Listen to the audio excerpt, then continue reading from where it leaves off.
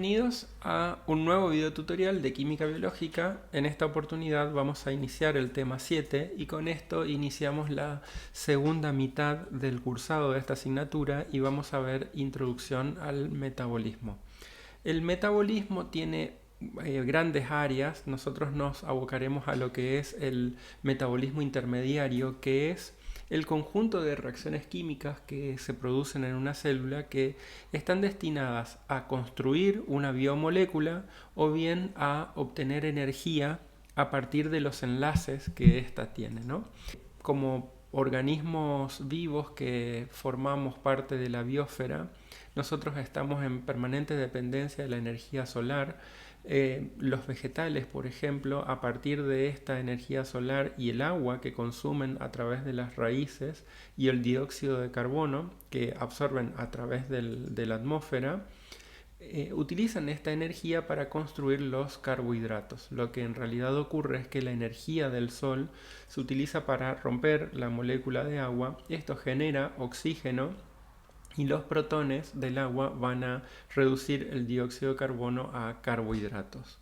Luego, estos carbohidratos y el oxígeno que ellos producen son tomados por los organismos heterótrofos, es decir, nosotros, que utilizamos el oxígeno que liberan los vegetales para oxidar a estos carbohidratos, y eso se denomina respiración celular. Y esa respiración celular ocurre para obtener energía a partir de estos carbohidratos, que es útil para todas las funciones celulares. ¿Qué obtenemos como productos de desecho de esta oxidación? Agua y dióxido de carbono. A eso llamamos combustión. Entonces, los productos de una combustión son tres: agua, dióxido de carbono y energía. La energía que en realidad utilizamos para otras funciones celulares.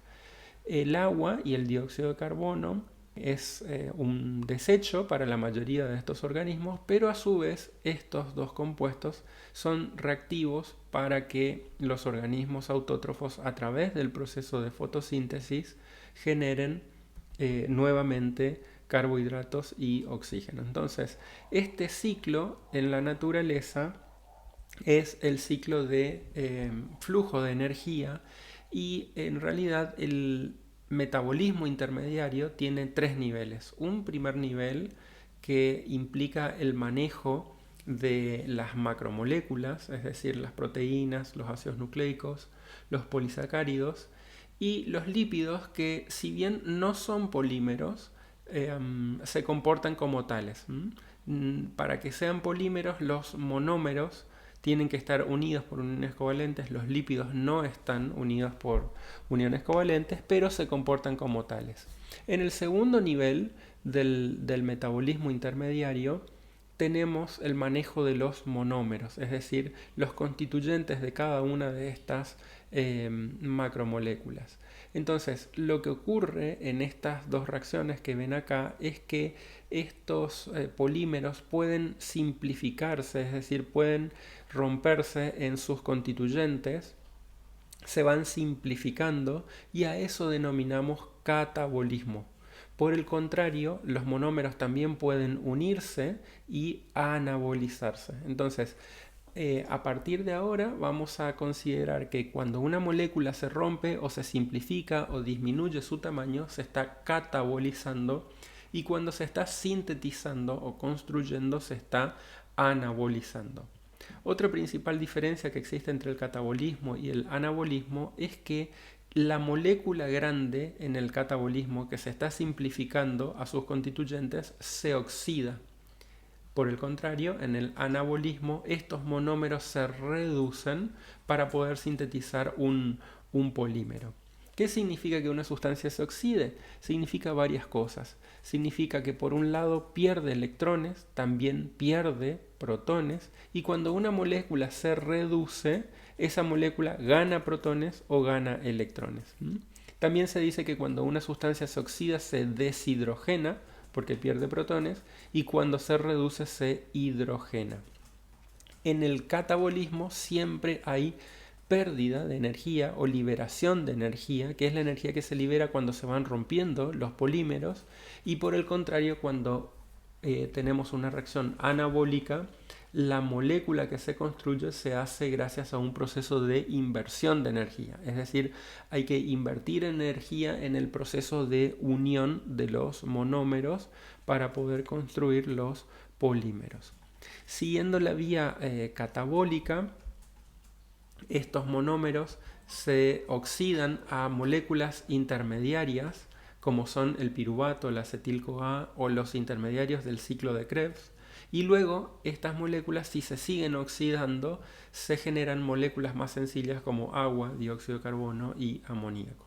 En cada una de estas instancias se va liberando energía, que es la energía que se va a aprovechar para las reacciones metabólicas de la célula, ¿no? Por el contrario, como decíamos recién, hay que invertir en energía para que estas moléculas se vayan convirtiendo en intermediarios metabólicos y luego que esos intermediarios metabólicos den monómeros o macromoléculas. Si tenemos un mapa de vías metabólicas un poco más amplio, pero manteniendo estos tres niveles del metabolismo intermediario, podemos ver que la etapa 1 implica la conversión de proteínas, ácidos nucleicos o polisacáridos en sus monómeros, aminoácidos, nucleótidos y monosacáridos respectivamente. Como decía, los lípidos no son polímeros, pero pueden hidrolizarse a glicerol y ácidos grasos, es decir, los triacilglicéridos, que son las moléculas que mayormente se manejan en el metabolismo intermediario. Luego los monosacáridos, por ejemplo, ocupan la ruta central de este mapa de vías metabólicas y la glucosa, que por ejemplo es el monosacárido más frecuente, entra a un proceso que se denomina glucólisis y, como recordarán, la glucosa, que es un aldehído, se termina oxidando a un ácido como es el ácido pirúvico o piruvato. Posteriormente, el piruvato entra a un complejo multienzimático que está dentro de las mitocondrias, que se llama complejo piruvato deshidrogenasa, y finalmente se transforma en acetil-CoA. Entonces, la glucosa, que es un compuesto que tiene 6 átomos de carbono, termina transformándose en 2 moléculas de piruvato y luego cada una de esas moléculas de piruvato se transforman en acetil-CoA, que es una molécula que tiene 2 átomos de carbono. Entonces allí ya un primer carbono del piruvato se termina oxidando a dióxido de carbono. Luego estas moléculas de acetil-CoA entran a un proceso que es el ciclo de Krebs y finalmente ahí estos 2 átomos de carbono del acetil-CoA terminan transformándose totalmente en dióxido de carbono. Este dióxido de carbono es el que va a los vegetales. Como decíamos recién, en las reacciones catabólicas el metabolito principal se oxida y eso significaba que perdía electrones. Entonces, ¿a dónde van a parar esos electrones? Van a parar también adentro de la mitocondria a un complejo que se denomina cadena de electrones, que está acoplado a otro proceso que se denomina fosforilación oxidativa. A lo largo de ese proceso, que vamos a ver más adelante en este mismo video tutorial, moléculas que se denominan transportadores electrónicos se reoxidan y de esa manera mantienen activas a las vías catabólicas que dieron origen a estos transportadores. Como producto de este proceso, de la cadena de transporte electrónico y la fosforilación oxidativa, el oxígeno se reduce a agua y es el agua que nosotros exhalamos el que va a los organismos autótrofos que hacen fotosíntesis. Fíjense que en todo este proceso el metabolito principal se oxida y otra molécula, como son los transportadores electrónicos, se reducen. Entonces, de acá también sacamos una primera conclusión, que siempre que una molécula se oxida, otra se reduce. También pueden hacer catabolismo las proteínas y convertirse en aminoácidos. Luego estos aminoácidos, como son compuestos nitrogenados, pueden anabolizarse a nucleótidos. También los ácidos nucleicos pueden hidrolizar sus nucleótidos y todos ellos pueden convertirse en monosacáridos y seguir la vía central del metabolismo. De cualquier manera, Los lípidos también pueden hidrolizarse en glicerol y ácidos grasos. El glicerol vamos a ver que se transforma en un intermediario metabólico de la vía glucolítica y los ácidos grasos entran a un proceso catabólico que se denomina beta-oxidación, lo vamos a ver en el tema 10, o bien a partir de un compuesto que se llama acetil-CoA pueden anabolizarse a ácidos grasos. Todo esto va a depender de cuál sea la situación energética de la célula. Pero bueno, esta es una visión integrada del metabolismo. Yendo a la ruta central, que es el tema que vamos a abordar en la clase siguiente, vamos a ver que la glucólisis es un proceso de 10 reacciones en el que un aldehído, como dije anteriormente, como es la glucosa, se oxida a piruvato. Si este compuesto se oxida, en el caso de la glucólisis, el transportador electrónico que se reduce es el NAD. También estos transportadores electrónicos pueden ser generados a partir de lo que denominamos ciclo de Krebs. ¿Por qué? Porque en este ciclo la acetil-CoA, que proviene del piruvato, que a su vez viene del ciclo glucolítico, se descarboxila totalmente a dióxido de carbono. Entonces tanto este proceso, que se denomina complejo piruvato deshidrogenasa, es un complejo de oxidación. El ciclo del ácido cítrico también es un proceso de oxidación, y entonces todos los equivalentes electrónicos reducidos que se generan tanto en la glucólisis como en el complejo PDH como en el ciclo de Krebs terminan en la cadena de electrones.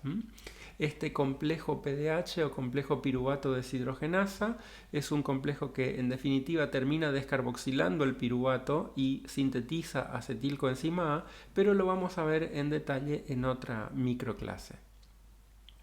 Los lípidos, por su parte, como les decía antes, tienen al glicerol y al ácido graso. Los ácidos grasos se beta-oxidan en un proceso catabólico. El glicerol es convertido en gliceraldehído trifosfato, un intermediario de la vía glicolítica, y tanto la beta-oxidación como los otros procesos oxidativos como el ciclo Krebs o la PDH generan electrones, y esos electrones van a reducir a transportadores electrónicos. Estos transportadores electrónicos reducidos, particularmente el NAD-fosfato, es utilizado para anabolizar la acetil-CoA hacia ácidos grasos. Esto vamos a ver con mayor detalle en otra videoclase, pero aquí vemos que, por ejemplo, en la beta-oxidación y la lipogénesis, que es el proceso anabólico de construcción de ácidos grasos, se regulan por compartimentalización, es decir, el anabolismo de los ácidos grasos ocurre en el citoplasma, mientras que la beta-oxidación ocurre en el interior de la matriz mitocondrial. Entonces, de esa manera se evitan ciclos inútiles en donde el ATP generado, por ejemplo, por la beta-oxidación de los ácidos grasos puede ser inmediatamente utilizado para anabolizar ácidos grasos si es que estas dos reacciones ocurren en el mismo compartimiento.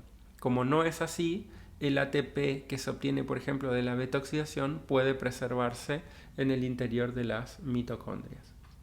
Bueno, y como ya les decía, las proteínas también siguen este proceso tanto de catabolismo como de anabolismo. Y voy a destacar que, como bien saben, las proteínas están constituidas por aminoácidos. Los ácidos carboxílicos son compuestos que tienen carbono, hidrógeno y oxígeno, pero que cuando se les une un grupo amino se transforman en aminoácidos. Entonces, cuando nosotros logramos eliminar el grupo amino de un aminoácido, nos queda en definitiva un esqueleto carbonado de carbono, hidrógeno y oxígeno que forman parte de los ácidos. Entonces, es necesario que para poder catabolizar un aminoácido, primero la célula se deshaga del grupo amino. Y este grupo amino se va a ir al hígado, va a formar parte de lo que denominamos ciclo de la urea, y entonces así se va a poder eliminar. Pero el objetivo de esto es quedarnos solamente con un esqueleto carbonado capaz de ser catabolizado en distintos ciclos. También tenemos los ciclos anabólicos, como por ejemplo la gluconeogénesis, que es un ciclo que toma piruvato o glicerol o algunos aminoácidos para poder sintetizar glucosa. Uno puede preguntarse por qué la célula tiene un mecanismo de síntesis de glucosa si nosotros estamos permanentemente ingiriendo glucosa a través de las sustancias nutritivas que comemos.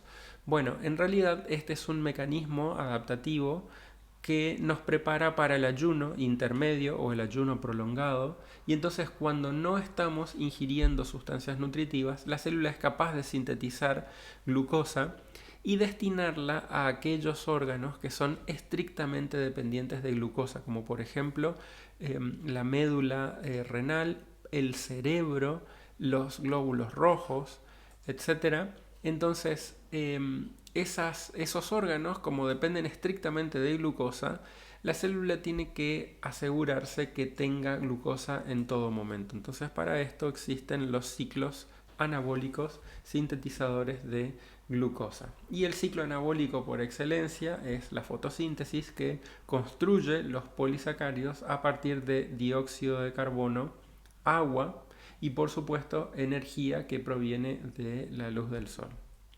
Como se puede ver en este mapa de vías metabólicas, tanto el catabolismo de los aminoácidos o de las proteínas, el catabolismo de los ácidos grasos, desembocan a este nivel, o bien se transforman en piruvato y luego el piruvato se descarboxila a acetilcoenzima A, o bien desembocan directamente en la producción de acetilcoenzima A, o bien en intermediarios del ciclo de Krebs. La cuestión es que todas las vías metabólicas desembocan a este nivel, y entonces vamos ahora a centrarnos en este ciclo, que es el ciclo de los ácidos tricarboxílicos o ciclo de Krebs. El ciclo de Krebs inicia con la unión de la acetilcoenzima A, que es un compuesto de 2 carbonos, al oxalacetato, que es un cetoácido dicarboxílico. Tiene un grupo ceto en el carbono 2. Entonces se forma un compuesto de 6 átomos de carbono, que es el ácido tricarboxílico citrato. En la segunda reacción del ciclo, este oxidrilo con un protón de este carbono se forma agua, la molécula se deshidrata, se forma el doble enlace correspondiente, y en la siguiente reacción se vuelve a hidratar ese doble enlace, pero el oxidrilo de esta molécula de agua entra en este carbono, y entonces si comparan la estructura del isocitrato con la del citrato, son muy similares, nada más que el oxidrilo está cambiado de posición a este carbono. ¿Por qué hizo eso la célula? Porque en la siguiente reacción esta molécula, el isocitrato, se va a oxidar, particularmente se va a descarboxilar, es decir, este carbono se oxida a dióxido de carbono y el isocitrato se convierte en alfa-cetoglutarato con la consiguiente reducción de un NAD. Fíjense que lo que ocurre, esta es la estructura del NAD, lo habrán estudiado cuando vimos coenzimas. El NAD oxidado tiene una carga positiva, al reducirse acepta protones, acepta electrones, como habíamos visto antes, y se convierte en este compuesto. En definitiva, un protón se une a esta posición y se forma este compuesto, ¿no? Que es el NAD reducido. Esto va a ocurrir cada vez que una vía catabólica genere NAD reducido. Esto ocurre en esta reacción. En la siguiente reacción, el alfa-cetoglutarato se convierte en un compuesto de alta energía que se denomina succinil-CoA. Eso se hace gracias a la energía que se desprende en la oxidación. Hay también otra oxidación que es una descarboxilación oxidativa. El NAD es el compuesto que se reduce. Entonces se genera este compuesto que cuando se rompe en la reacción siguiente de succinil-CoA a succinato, se ensambla una molécula de ATP. Entonces, cada vez que vean este enlace, es un enlace de alta energía, y cuando se rompe este enlace, generalmente se forma una molécula de ATP. El ácido succínico o el succinato es un ácido dicarboxílico de 4 átomos de carbono que en la siguiente reacción del ciclo se oxida. Si alguien se oxida, alguien se reduce, y ese alguien en este caso es el FAD. Entonces el succinato se transforma en fumarato, aquí hay un doble enlace. En la siguiente reacción este doble enlace se hidrata y entonces se adiciona al fumarato un oxidrilo y un protón. El oxidrilo entra en este carbono y el protón entra en este otro carbono, ¿sí? Este compuesto también es un ácido dicarboxílico hidroxilado que se llama malato. En la siguiente reacción y última reacción del ciclo, el malato, que tiene un oxidrilo secundario, se oxida a una acetona. Entonces se forma el alfa-cetoácido que habíamos visto, oxalacetato, con la consiguiente reducción de una molécula de NAD. Entonces, fíjense que el producto final del ciclo de Krebs serían dos moléculas de dióxido de carbono que provienen del acetil-CoA, dos oxidaciones oxidativas, dos descarboxilaciones oxidativas, la del isocitrato y la del alfa-cetoglutarato, con la consiguiente producción de dos moléculas de NAD reducido, una molécula de ATP cuando se rompe la succinilcoenzima A, una molécula de FAT reducido cuando se oxida el succinato y una tercera molécula de NAD cuando se oxida el malato. Entonces tenemos 3 NAD, un FAD, un ATP y dos moléculas de dióxido de carbono como producto final de este ciclo. Como todo ciclo, tiene dos partes. Una primera parte destinada al objetivo metabólico del ciclo, en este caso la oxidación de los dos átomos de carbono del acetil-CoA, y una segunda parte destinada a la regeneración del compuesto que va a cerrar el círculo, en este caso el oxalacetato. Entonces fíjense que después de que el isocitrato y el alfa-cetoglutarato se descarboxilan, nos queda succinil-CoA o succinato si se quiere. Entonces esta segunda mitad del ciclo está orientada a la regeneración del oxalacetato. Por eso primero se deshidrogena acá, se forma un doble enlace, este doble enlace se hidrata y luego este oxidrilo se oxida a un grupo ceto para formar el oxalacetato. Todas las vías catabólicas, todas las vías oxidativas generan NAD o FAD reducidos. Entonces, para que una vía catabólica no se detenga, se necesitan dos cosas. Primeramente, un metabolito, que es el metabolito que se va a oxidar, en este caso el acetilcoenzima A, y moléculas que recepcionen los electrones que van a salir de la molécula que se oxida.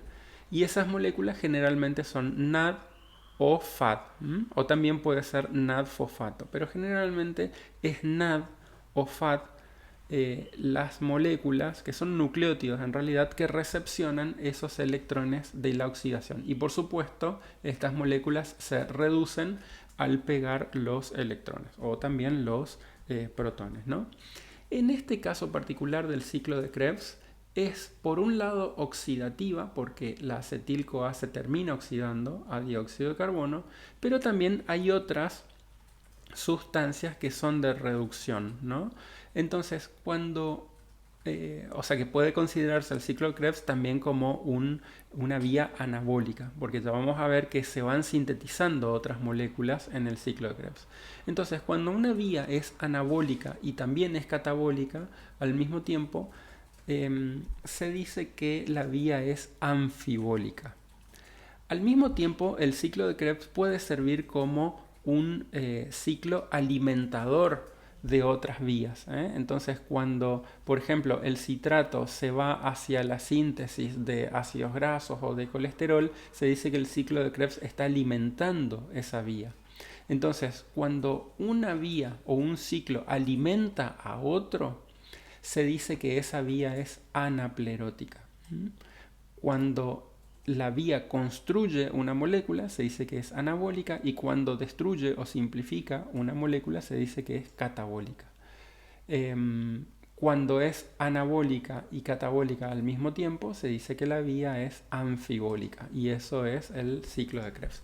Ya cuando veamos otras vías, vamos a entender por qué el ciclo de Krebs es anfibólico y es anaplerótico. Entonces, para que todos estos transportadores electrónicos sirvan en las vías catabólicas, tienen que estar en estado oxidado. Entonces, tiene que haber un mecanismo que regenere estos transportadores electrónicos, y ese mecanismo está centrado en la mitocondria. Esta organela tiene una envoltura externa que es lisa y tiene una envoltura interna que tiene pliegues que se meten en lo que es el interior de la organela, que sería la matriz, y que se denominan crestas mitocondriales. Si uno hace un corte transversal y mira al microscopio electrónico usando un microscopio electrónico de transmisión, puede ver que la membrana externa, como les decía, es lisa y la membrana interna se invagina hacia el interior. En el espacio que existe entre la membrana externa y la membrana interna tenemos un espacio intermembrana que es muy importante para la funcionalidad de la proteína que vamos a ver enseguida. En el interior, en la matriz, ocurre el ciclo de Krebs. Pero si hacemos zoom en este pedacito de la membrana interna, vemos que la membrana tiene proteínas integrales que se denominan complejos, y la mayoría de ellos sirven como bombas de protones. Entonces, todos los transportadores electrónicos reducidos que vienen desde el citoplasma, los que vienen de la glucólisis, por ejemplo, y los que se generan en el propio ciclo de Krebs, en la matriz mitocondrial, o el FAT, por ejemplo, que se genera con la oxidación del succinato a fumarato, se descargan en esta cadena de electrones. ¿Qué significa esto? Que el NAD reducido se acerca, por ejemplo, al complejo 1 y se oxida, es decir, descarga sus electrones y descarga sus protones. El FAD se acerca al complejo 2, en realidad está unido prácticamente al ciclo de Krebs, descarga sus protones y descarga sus electrones, ¿no? Entonces se oxida. Los electrones que vienen de la oxidación de estos transportadores electrónicos se van salteando entre los complejos que ven acá en marrón, hasta llegar a un último aceptor de electrones, que es el oxígeno que nosotros inspiramos.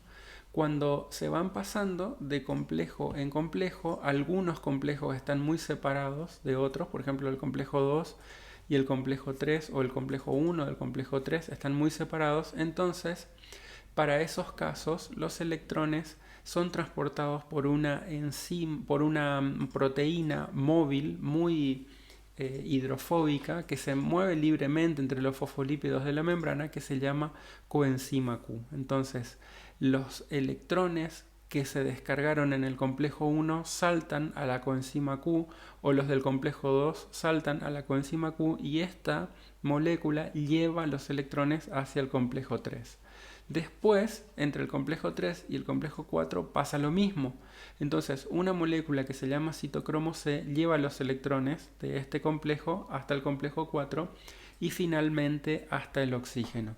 Cuando el oxígeno recibe los electrones, se reduce a agua. Toma 2 protones de la matriz y se reduce a agua.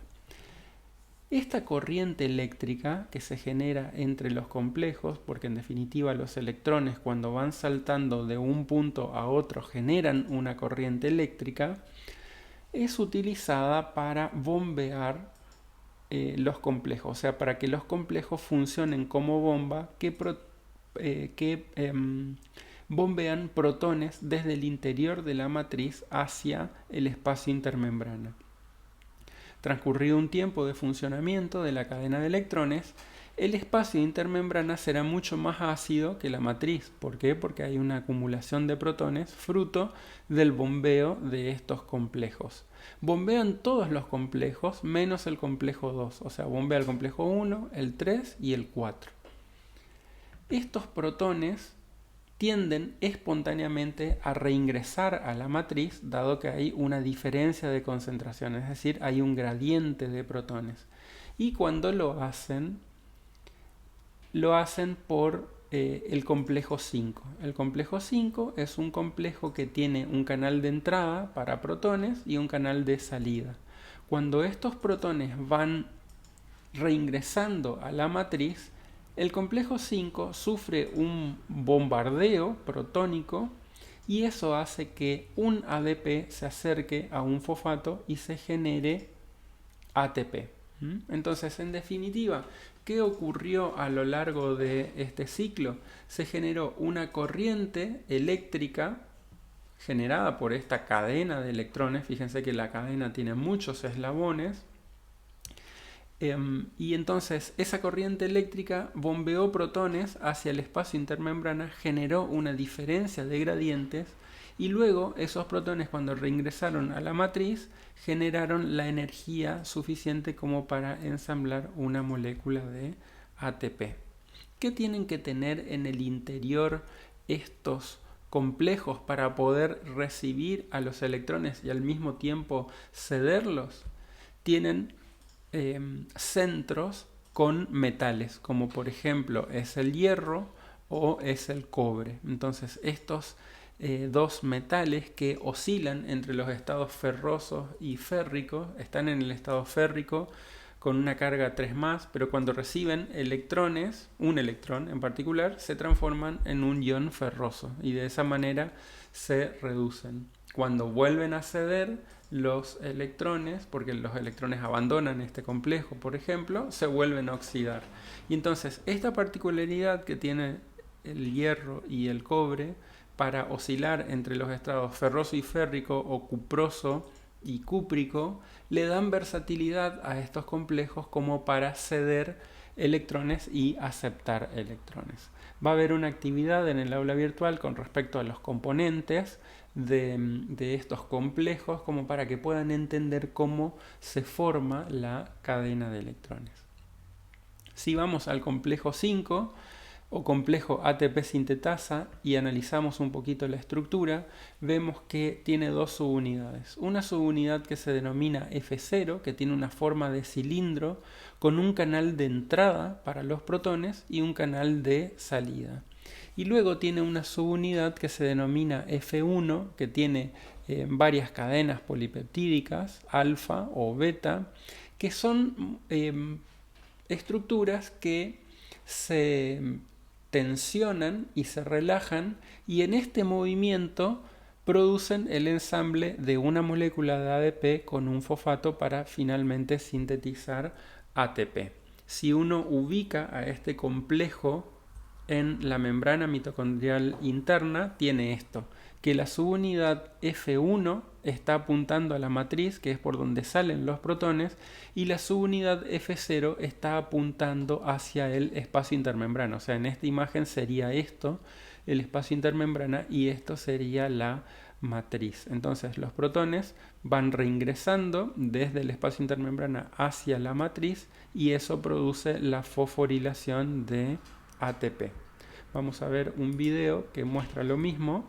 Fíjense que los protones ingresan por este canal de entrada, van impactando sobre las subunidades internas de la subunidad F0 y van haciendo una rotación en la subunidad, ¿no? Y los protones van saliendo por el canal de salida. Esta rotación produce un cambio en la subunidad F1 y, como les decía, las subunidades internas de la subunidad F1 se van tensionando y por un lado se pega una molécula de ADP y por otro lado se pega otro fosfato y se ensambla una molécula de ATP. Estas tensiones se producen gracias a que toda la estructura de la proteína está constituida por alfa hélices y en algunos casos beta plegadas. Bien, entonces a lo largo de este tema hemos visto una introducción al metabolismo intermediario, hemos visto qué significaba una vía catabólica, una vía anabólica, vimos que cuando las moléculas se oxidan ceden protones, ceden electrones, es lo mismo decir que una molécula se deshidrogena a que decir que se oxigena. También hemos visto una perspectiva general de lo que es el ciclo de Krebs, la cadena de electrones y finalizamos ahora con la fosforilación oxidativa. En el próximo tema vamos a ver ya específicamente el metabolismo de los hidratos de carbono. Será hasta un próximo video tutorial de química biológica.